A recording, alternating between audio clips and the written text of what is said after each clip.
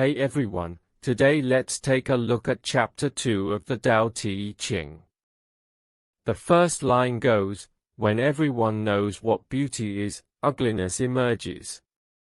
When everyone knows what goodness is, badness appears. What this means is that beauty only exists because we have ugliness to compare it to. Same with goodness, it's defined by the presence of its opposite.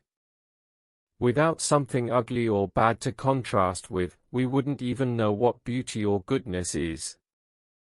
Think about it, how do you know something is beautiful? You need a reference point. If something else is really unpleasant to look at, then yeah, this one stands out as beautiful. I think it's important not to overthink this or get stuck in arguments like, everyone has eyes, they can judge for themselves, or, what about things that are just average? Laozi's point is probably that we shouldn't set rigid standards for things.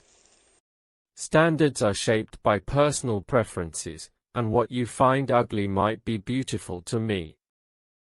So beauty and goodness are super subjective. That's why we shouldn't slap labels or price tags on everything. The second line expands on this, being and non-being give rise to each other. Difficult and easy complete each other.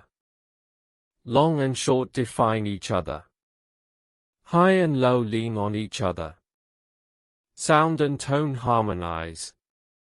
Front and back follow each other. Basically, all opposites in the world are interconnected. One can't exist without the other. Like a stick, how do you know it's short? Because there's a longer one to compare it to. Otherwise, you wouldn't know what short even means. Pretty straightforward, right?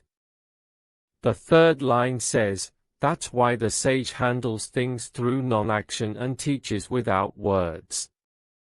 My take is that sages don't meddle with the world unnecessarily. They don't create messy standards or definitions. If something exists, it just exists, it's a stick, no need to define it further. So, non-action here doesn't mean doing nothing, but rather not doing anything extra or unnatural. Teaching without words means leading by example, not preaching. The fourth line has two versions. One goes, all things arise but he does not claim them. He gives life but does not possess. He acts but does not rely on it. He succeeds but does not dwell on it. The other version says, all things arise but he does not initiate them. He acts but does not impose his will. He succeeds but does not claim credit. I'm not sure why there are two versions, but it doesn't really matter. The core idea is the same, let things grow naturally, don't interfere, don't try to control or own them, and don't take credit. Nature has its own rhythm. We just need to go with it.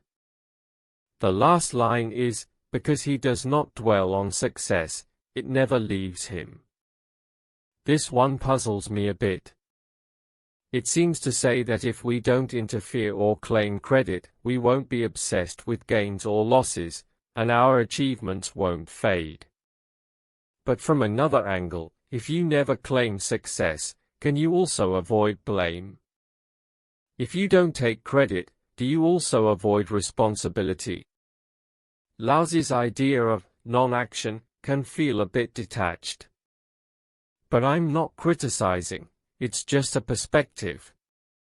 And not everything in life can be judged by right or wrong. It's just a way of being. Like the earlier line says, the sage handles things through non-action, we shouldn't rush to define it. Detachment is just one kind of attitude. Don't look at it through a biased lens. That's my little reflection on Chapter 2 of the Tao Te Ching. Feel free to share your thoughts. See you next time.